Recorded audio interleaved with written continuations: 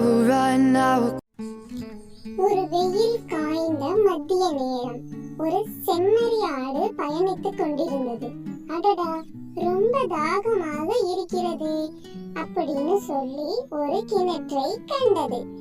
உடனே ஆடு கிணற்றுக்குள்ளே குதிச்சது. தண்ணீர் குடிச்சது. சந்தோஷமா இருந்தது. ஆனா இப்போ வெளியே வர முடியவில்லையே என ஆடு கத்தியது.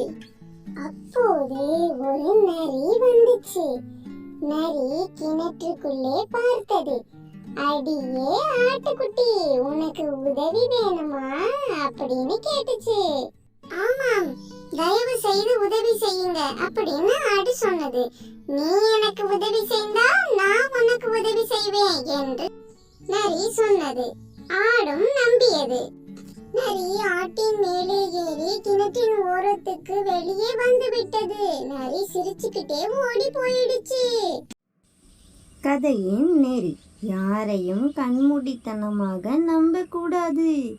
முதலில் எதை செய்தாலும் யோசித்து செய்ய வேண்டும்.